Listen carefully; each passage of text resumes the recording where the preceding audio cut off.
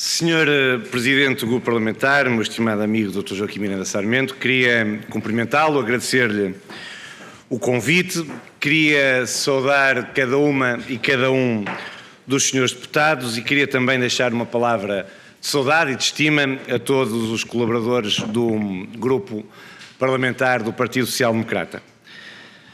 Nós no PSD temos dito nos últimos tempos que para reganharmos a confiança das portuguesas e dos portugueses, para recuperarmos o eleitorado que fomos perdendo nos últimos anos, por vicissitudes várias, temos de ser capazes de, usamos até a expressão de recuperar aquele velho ânimo do antigo PPD de ir à procura, de recrutar talento, de ir buscar os melhores nos vários setores da comunidade, nos vários setores da atividade.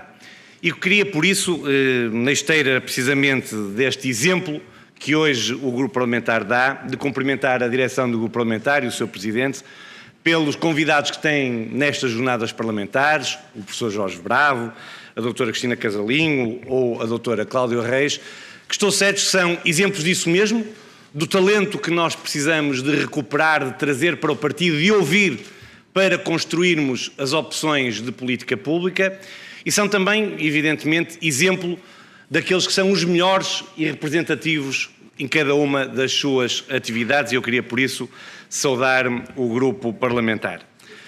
Mas queria também dizer-vos que, de forma muito especial, nós estamos, eu diria, no início desta legislatura, mas já com um exemplo muito claro daquilo que é a capacidade de combate político deste grupo parlamentar. Cada uma e cada um dos senhores deputados têm sido um exemplo daquilo que é a missão que o povo nos conferiu, e é bom lembrar que as portuguesas e os portugueses no dia 30 de janeiro disseram ao PSD que o PSD devia ser o maior partido da oposição, e as senhoras e os senhores deputados têm sido isso mesmo. Exemplo de um escrutínio exemplar, exigente, firme ao Partido Socialista e ao mesmo tempo capazes de serem alternativa e de apresentarem alternativas de projeto político em que os portugueses possam confiar. Foi assim quando apresentaram as medidas de emergência social, é agora na discussão do Orçamento de Estado e tem sido assim em muitas outras matérias sectoriais. Eu, por isso, também queria cumprimentar o esforço e a forma como cada uma e cada um dos seus deputados têm exercido o seu mandato.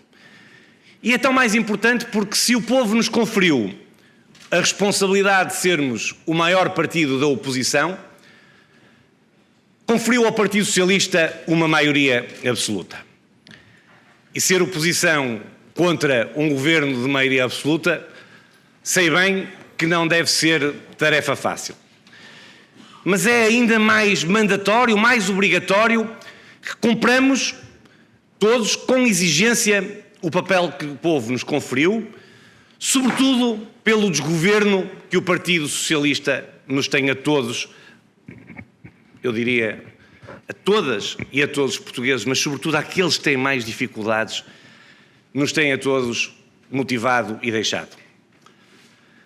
Nós temos um governo socialista, Sr. Presidente do Grupo Parlamentar, que não faz. Temos um governo do Partido Socialista que é perito em desfazer. Havia aquela velha expressão que eles faziam gáudio de que quem se mete com o PS leva. Eu diria agora que quem põe o PS a governar não faz, mas desfaz. 2 ou 3 exemplos lapidares daquilo que vos estou a dizer. Quando o Partido Socialista começou a governar, em 2015, tendo de resto perdido as eleições legislativas desse ano, apressou-se a desfazer, por exemplo, a reforma do IRC, que estava acordada entre o Partido Social Democrata e o Partido Socialista. Ou seja, aquilo que o Partido Socialista tinha acordado uns meses antes, deixou de valer para o Dr. António Costa. É bom lembrar que se essa reforma tem continuado, hoje já não era preciso o atual Ministro da Economia ser desautorizado. O Ministro da Economia que defendeu publicamente a descida transversal do IRC, essa descida que estava já acordada desde antes de 2015, não precisava de ser desautorizado pelo Ministro das Finanças, pelo Primeiro-Ministro e até pelos seus próprios secretários de Estado, porque hoje, se essa reforma se tem cumprido, em Portugal o IRC já rondava os 17%, ao contrário dos 21% que atualmente as empresas pagam. É bom lembrar também que o que motivou essa reforma não era, como a esquerda gosta de dizer, que os patrões ganhassem mais dinheiro à custa dos impostos. O PSD tem que ser capaz de explicar que quando defende, por exemplo, a descida do IRC, tem um objetivo. O objetivo de libertar recursos às empresas para poderem reinvestir e, sobretudo, pagar melhores salários. Porque é também bom acabar com a ideia de que o PSD não é contra o aumento do salário mínimo nacional. É verdade que o salário mínimo nacional é baixo e deve recuperar. O problema é que Portugal é um país de baixos salários e que, com o problema do crescimento económico que também aqui o Dr. Joaquim Sarmento trouxe, nós sabemos que o salário mínimo nacional está hoje demasiado perto do salário médio nacional. É típico da esquerda, querer nivelar por baixo. Mas não desfez só aqui. É que ao mesmo tempo que foi aumentando impostos, poderíamos estar hoje aqui a dizer que aumentou impostos, mas a verdade é que os serviços públicos estão hoje melhor. Olhemos o exemplo do Serviço Nacional de Saúde, onde o Partido Socialista também desfez. Temos hoje o caos no Serviço Nacional de Saúde. Sabemos que o Partido Socialista desfez as parcerias público-privadas, designadamente o Hospital de Vila Franca de Xira ou o de Braga. O de Braga era, por exemplo, uma referência de indicadores ao nível da prestação de cuidados de saúde aos utentes. O Partido Socialista desfez a maior parte dos acordos que tinha com o setor social. O que é que temos hoje? Temos, por opção ideológica do Partido Socialista, mais portugueses com menos médicos de família, mais horas de espera nas consultas, mais dias de espera para as intervenções cirúrgicas e, como se não bastasse, a dívida do setor da saúde também a aumentar. Porquê? Porque o Partido Socialista, também nas políticas públicas de saúde, não soube construir, mas só soube desfazer. O exemplo mais em voga é o exemplo da TAP. Eu que sinto-me hoje em casa, no Parlamento, que creio que as senhoras e os seus deputados devem sentir uns privilegiados, como sei que se sentem, por representar o povo português, gosto de acompanhar e continuo a acompanhar os debates parlamentares. Na semana passada, por iniciativa do nosso grupo parlamentar, que saúdo, discutiu-se novamente a questão da TAP aqui na Casa da Democracia. Mais um dossiê onde o Partido Socialista é especialista em desfazer.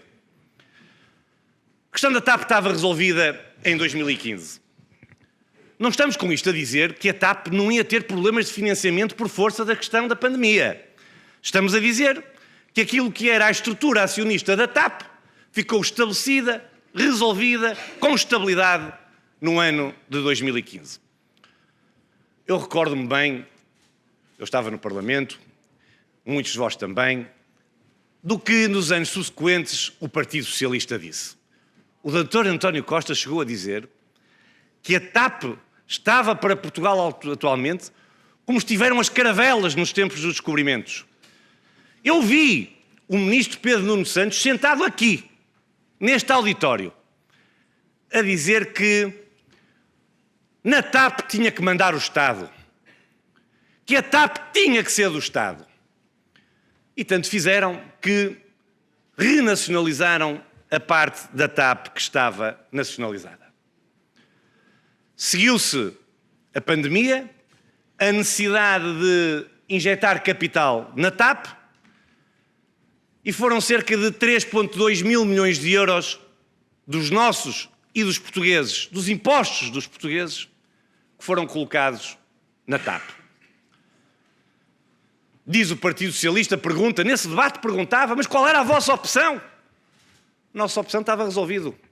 Nós tínhamos privatizado a TAP, não deixávamos de acudir à TAP em tempos de dificuldades, mas olhamos para o exemplo alemão, onde a Lufthansa também recebeu apoios do governo alemão, mas já ressarciu o governo e com juros. Ou seja, os impostos dos alemães foram pagos e com juros. Em Portugal, o que lá metemos foi a fundo perdido. Mas como se não bastasse, agora, como se nada fosse, aqueles que desfizeram, são peritos em desfazer, querem voltar a desfazer o que fizeram. Sem qualquer explicação, que seja pelo menos entendível. O que é que mudou? Que circunstâncias mudaram no país? Que circunstâncias mudou no governo? É pelo governo agora ser de maioria absoluta e já não estar dependente do Partido Comunista e do Bloco de Esquerda? O que o Dr. António Costa está hoje a dizer ao país é que as opções que tomou foram erradas porque estava agrilhoado à esquerda radical? É que se for, que o diga. Mas não diz. Mas dizem outra coisa. Dizem que querem privatizar a TAP. Nós não sabemos quanto, como, com quem, mas dizem como se nada fosse. Permitam uma expressão, com um tupete gigante. Sem acharem que devem explicações ao país, às portuguesas e aos portugueses que viram os seus 3,2 mil milhões de euros injetados na TAP. E nós, no grupo parlamentar do PSD, como no PSD, Sr. Presidente, não vamos deixar de assacar estas responsabilidades ao Partido Socialista. Porque o Partido Socialista, que tem maioria absoluta, comporta-se como se tivesse o poder absoluto.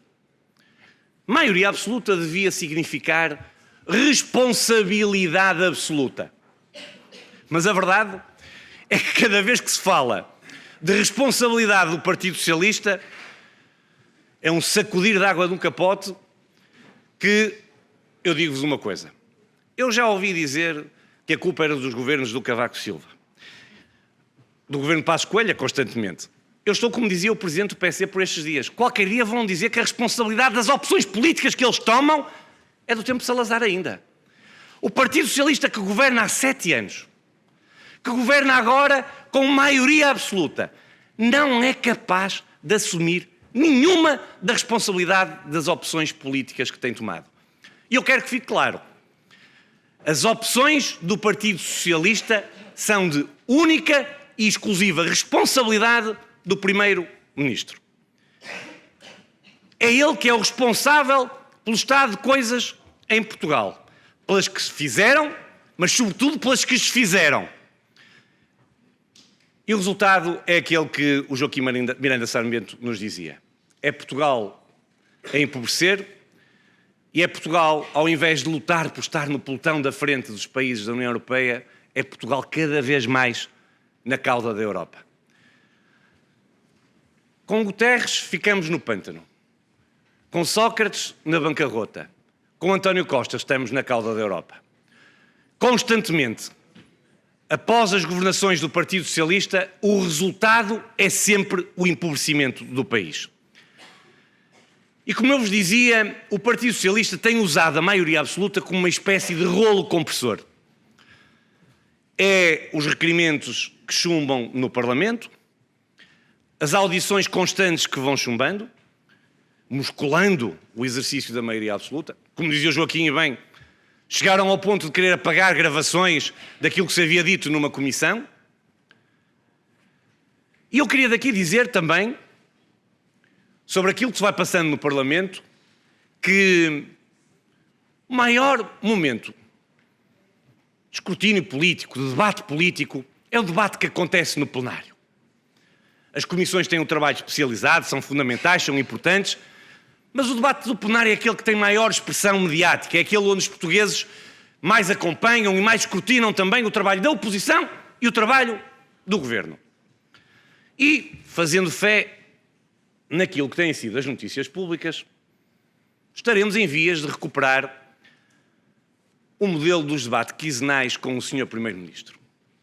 Mas eu li há dias, e não queria acreditar, que é vontade do Partido Socialista, isto tem passado assim um bocadinho escondido, transformar os debates quinzenais ou mensais numa espécie de comício do Primeiro-Ministro, em que o Primeiro-Ministro fala sozinho, não é interpelado e depois no fim volta a fazer outro comício ao país. Eu quero-vos dizer uma coisa, isto é uma vergonha. Se o Primeiro-Ministro se furtar ao contraditório, ao debate com os senhores e com os seus deputados, com o imediatismo das perguntas, obrigando-se a esclarecer aquilo que lhe é perguntado, nós estamos perante mais um grande atropelo à democracia e ao funcionamento do Parlamento. Não deve ser admissível. Senhoras e senhores deputados, no meu tempo não havia aquele guião do tempo e é para mim extremamente útil, porque assim percebo que estou a esgotar o tempo que me foi concedido, então também já percebi que já chegaram alguns dos vossos convidados. Queria, por isso, agradecer-vos o trabalho que têm vindo a desenvolver no Parlamento. Isto é uma maratona, nós estamos ainda no início da legislatura, uma legislatura exigente para as senhoras e os seus deputados, mas também para o partido. Queria repetir aquilo que já tenho tido ocasião de dizer a vários, que disponham do secretário-geral do partido para aquilo que for preciso, também para ajudar no trabalho parlamentar.